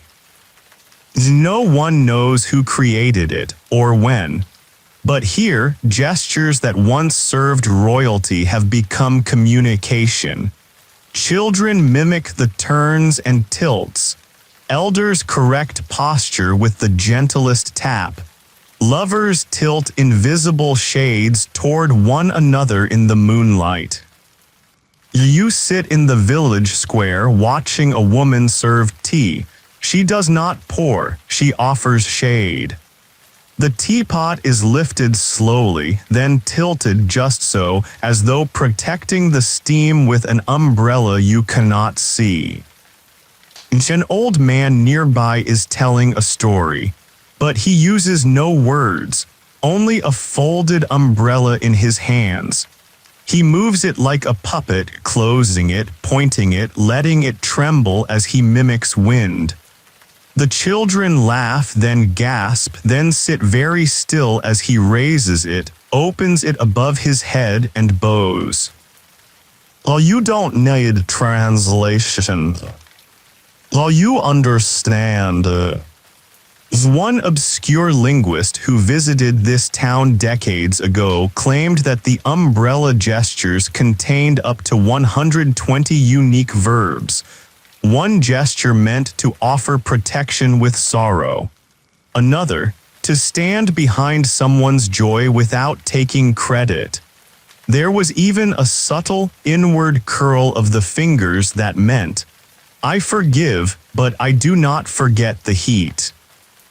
Historians still debate whether this was a true language or an elaborate cultural art form. But the people here don't care.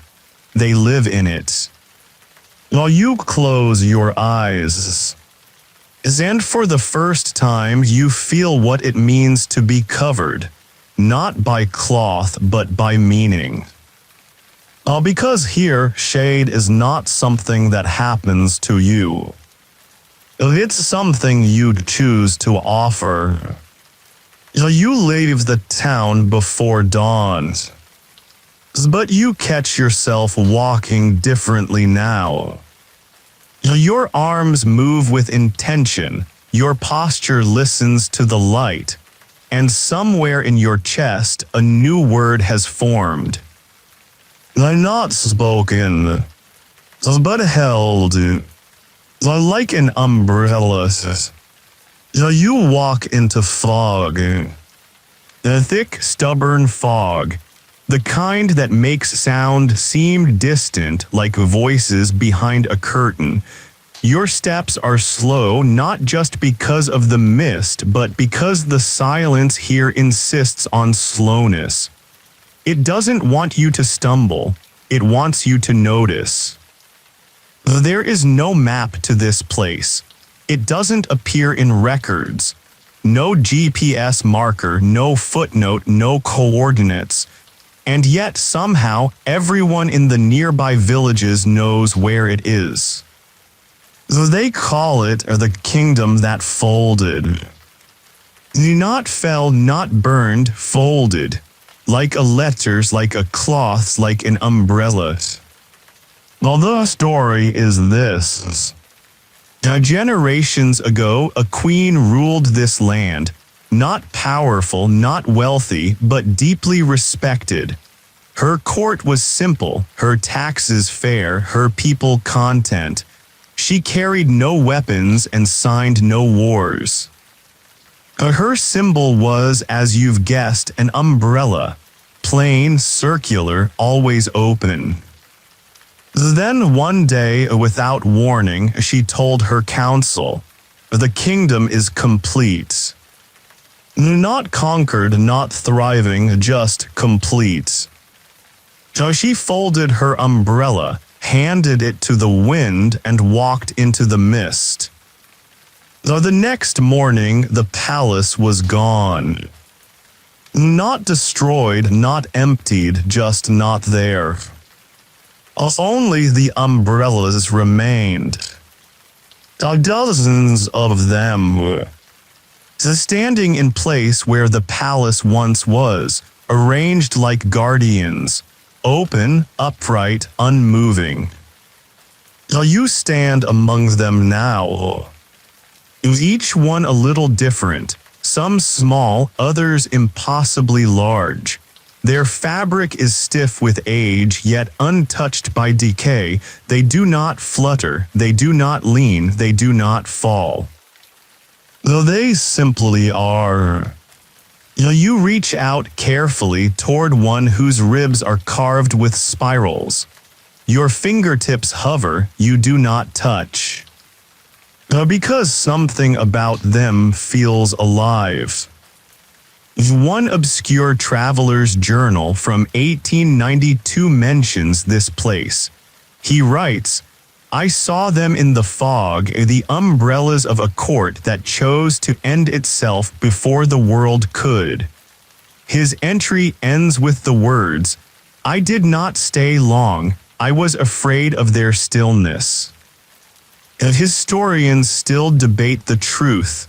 Was it metaphor, a performance, a way to protect a people from memory? Or is this perhaps the only kingdom that ever chose its own ending and then left its umbrellas to carry the rest? While you sit in the middle of the clearing, and for the first time on this long journey, no shade falls upon you. Because here, the shade has been given to the land itself. And you are welcome to witness, but not to carry. You are walking again, but something has changed. You've stopped looking for the umbrellas. Because now you feel them. They move with you, not around you. With you, like a presence, like a shawl, like a hush that follows respectfully behind every step. The wind has picked up, but not with force, with curiosity. It curls around your wrists, brushes the back of your neck, and then it does something strange. It tilts, as though adjusting itself. As though mimicking a canopy. You look up, still no umbrella. But you know deep in the marrow of your bones. The wind has taken over the role. It has studied the queens. It has listened to the griots. It has memorized the procession paths and the burial prayers. It has passed through all the forgotten palaces and resting groves and court chambers. And now, it knows what to do. You pause in the open field, arms at your sides. The grass sways. The clouds hover. and the wind positions itself around you like fabric, moving slightly to your left, blocking the western sun.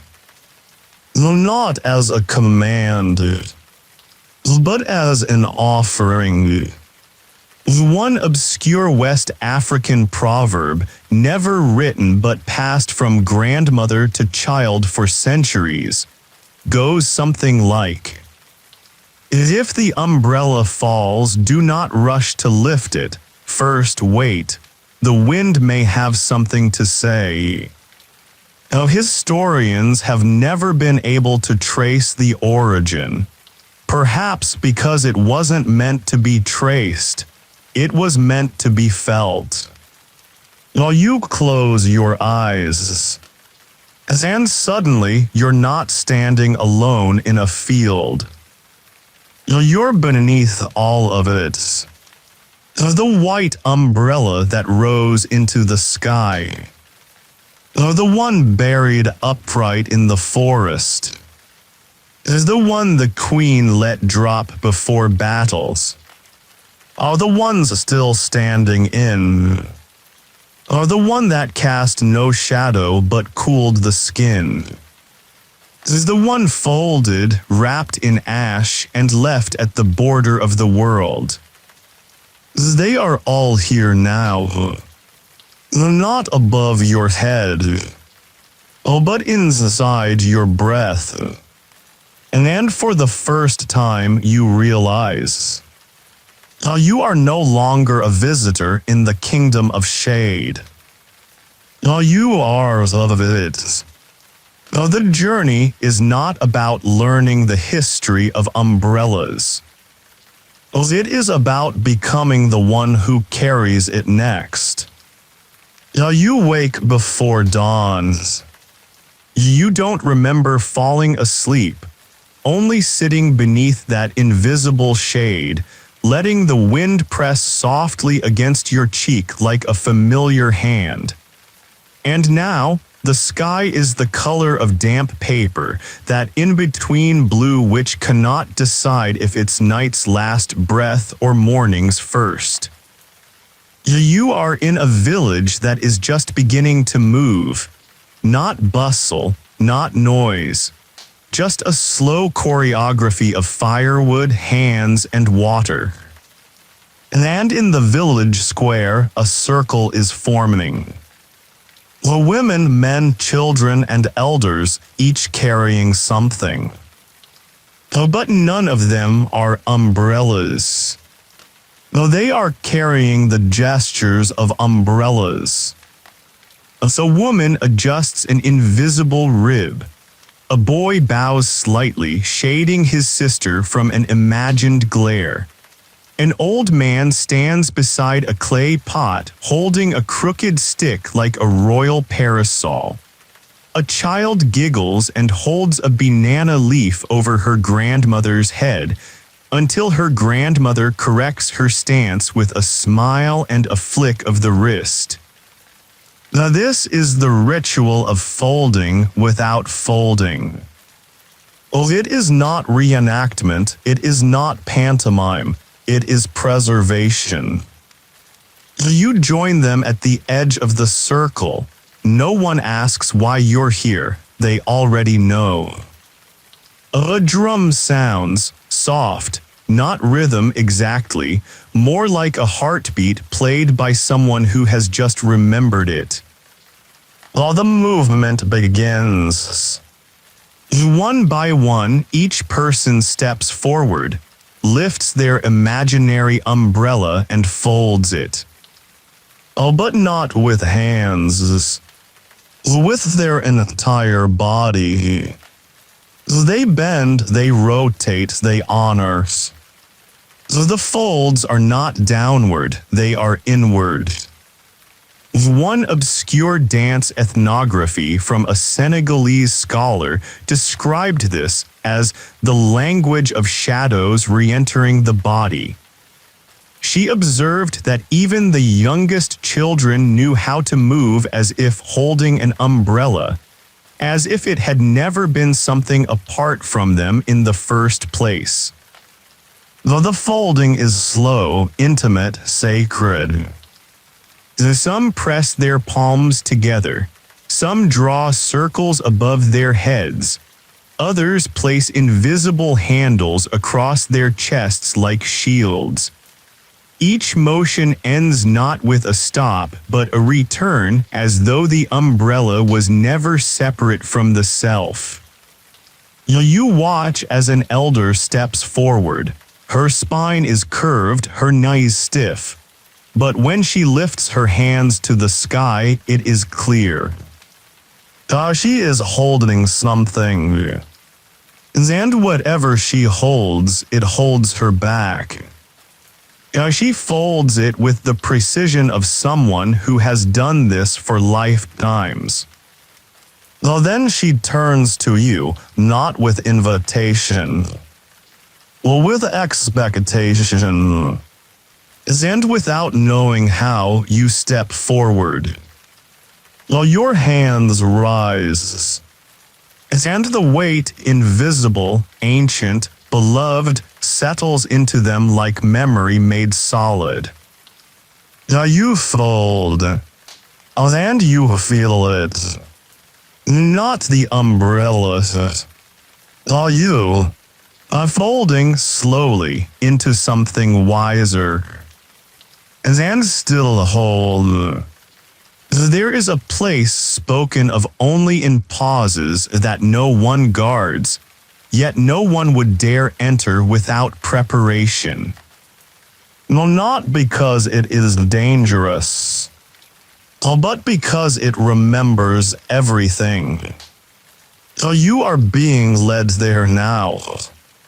Not by a person, but by the echo of your own footsteps. A valley unfolds before you, quiet, dense with fog that doesn't rise, only rests. And at its center is a stone structure, circular, roofless, open to the sky. No windows, no doors, just an archway carved with 3 symbols. A rib, a hand, a falling petals. This is the archive of shadows. No written language, no scrolls, no tablets. Only impressions. On the ground are thousands, perhaps millions, of overlapping circular marks. The faint outlines of where umbrellas once stood. Though they are not organized. Though they are not labeled, but they are felt. You kneel at the first mark. It is no larger than your shoulders, traced in soft soot. So the moment your hand hovers above it, you feel her. A queen who sat for hours in sun, refusing shade until her petitioners were heard. The next one is wider, deeper, pressed into the stone with such weight that you smell the smoke of battle. A ruler who refused to be shielded until her last soldier was safe. You keep walking. Each mark tells nothing directly, but everything flows. Though there is one in the corner that seems unfinished, lopsided, faint. And yet, when you stand upon it, tears rise behind your eyes before you know why. It's an unfinished life, a child who would have been a ruler, an umbrella that was made, embroidered, blessed, but never lifted. You step back. Though the fog parts for a moment and you see it clearly. Though the archive doesn't store shade. It stores the reasons shade was offered. Each imprint is not just where an umbrella stood. It is where someone made space. For grief. For memory. For ceremony, or for defiances, For the care. And suddenly you realize, you are not visiting this place. You are joining it. One obscure line from a forgotten returns to you now, though you never learned it. The final page of a story is not paper. It is the space it leaves behind. You walk to the center. You said, and your shadow forms its own soft circle on the stone. Not large, not deep, but enough. You are walking slower now. Not from fatigue, though your legs feel it, but because you know you're nearing the place where footsteps are no longer needed. The journey has traveled as far outward as it will go. From here, the path curves inward. You reach a ridge overlooking the lowlands, a wide, golden plain where the grass breathes like an ocean. In the center, barely visible, stands a single figure. You descend the slope. With every step, the light grows softer, not dimmer, just more patient. She is waiting. Not a statue, not a vision, a woman's. Old maybe. Timeless, definitely. She wears no crown, no robe, just layers of fabric dyed by sun and time. Her eyes hold laughter and war. Her hands have raised children and kingdoms. Her silence is vast. But what you notice first, and what you cannot unsee, is that she carries no umbrella. Yet as you draw near, the air cools. A soft circle of shade surrounds her. It moves with her. It is her. She smiles as though reading your thoughts before you have of them. I used to carry one, she says. Heavy, embroidered, sacred, it taught me to hold still, to walk tall, to know when to pause. You nod. She continues. But there comes a time, after enough years, after enough kingdoms have risen and folded, when you no longer need something to shield you because you have become the shield. You look at her, really look. Her shadow curves softly around her feet. Her breath hums with rhythm. When she blinks, the grass nearby tilts slightly, like it's following her lead. She steps toward you.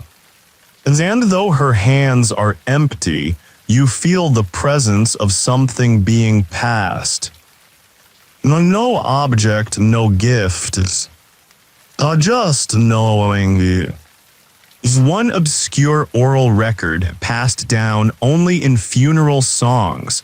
It tells of a queen who, in her final days, was seen sitting beneath no tree, no cloth, no archway, and yet birds refused to fly over her head, and even the sun stepped quietly to the side. Historians don't write about her, because she left no monument.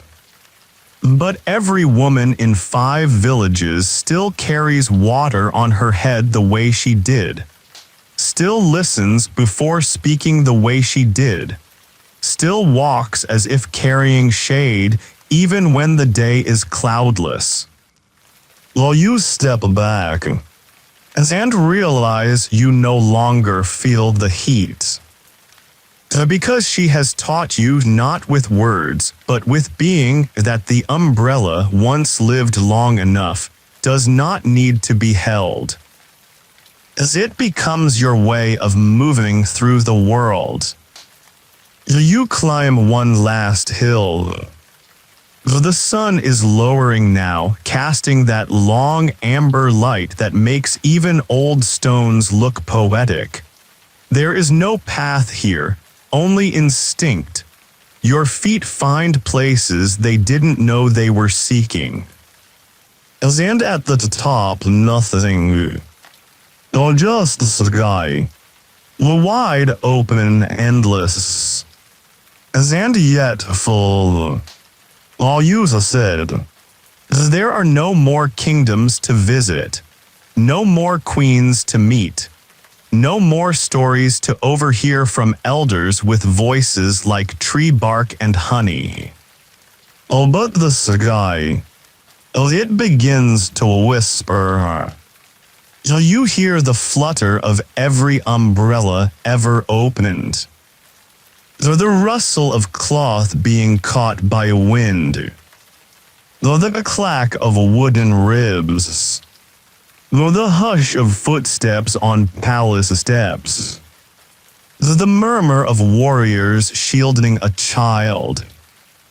The quiet prayers of servants kneeling behind silk. The rain, the sun, the sorrow, all remembered in the fabric that once stretched across generations. One obscure myth, sung only in cradle songs, tells of a sky stitched from every umbrella that ever shaded a queen. The stars, they say, are the embroidery, the constellations, royal patterns, and the Milky Way itself. A long-forgotten fringe. So you lie back, and you see it. Though the sky is not blue, it is deep folded indigo. It moves as if breathing. And you realize, you are not looking up. You are looking into the final umbrellas. The one that cannot be carried. Because it carries you. You inhale. The stars lean closer. You exhale. The night opens like cloths. Everything has led here. It's every step, every whisper, every queen and bearer and child who learned to stand with dignity beneath cloth that meant more than fabric. You do not need to remember it all. The sky remembers for you. You do not walk anymore. You lie still. Not in a bed, not in a room, just somewhere soft. The kind of place that doesn't need to be named because it's always known you arrive. You are not alone, but no one else is here. Only everything that ever was. You breathe in. It is quiet. Not the kind of quiet that demands silence. The kind of quiet that makes you quieter, gently, slowly, as though your breath is no longer something you do, but something that's being done for you. The sky above is enormous, but it's not overhead anymore. It's around you. The air smells like old cloth warmed by sun, faint spice, cool dust, memory that's turned to vapor. You feel it curl at your fingertips. It doesn't press, it nestles. And then there, just beyond your closed eyes, the umbrellas. They're not many, not all. Just the ones that remember you. The one you stood under when you didn't yet understand why. The one that watched you hesitate beside a tomb. The one that didn't open until you were ready. The one you folded with your breaths. The one that wasn't carried but offered. The one that wasn't seen but became your walk. They are not above you, they are not decoration. They are woven into the way your body now rests. Like ribs beneath ribs, a cloth on skin, a curl of stillness beneath your spine. You feel one more gentle movement. So the wind, it is no longer whispering. It is simply with you. And that's when you understand. The umbrella is no longer something you carry. It is how you carry everything else. Grief, love, dignity, stillness, grace, memory, not loudly, not perfectly, but with shape, with a softness, with the promise of shade when needed and sunlight too when earned. You exhale now, long, low, like a curtain falling at the end of a play that no one applauds because everyone is too full, too quiet, too moved to clap. You feel the last light pass over you, not golden, not blue, just soft.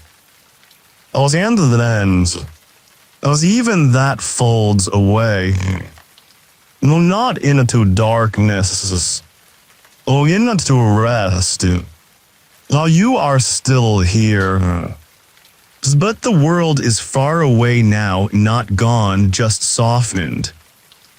You've walked through palaces that don't exist anymore and yet still shelter.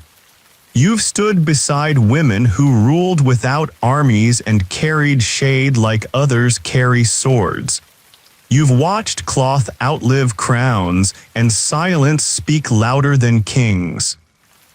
And now you've put it down. The umbrella, the journey, the listening. All of it rests with you now, around you, beneath you, inside you.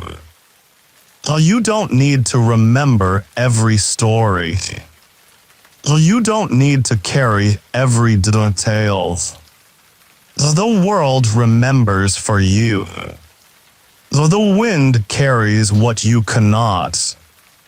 The shade will return when you ask. So now lie still. Let your breath slow. Let your body become soft. Let your mind turn gently inward, not to think, but to listen. All to nothing. No closing note. No curtain call. Just the feeling of being covered. Without weight, without worry, without end. Good night. You are beneath the umbrella now, and it will not close.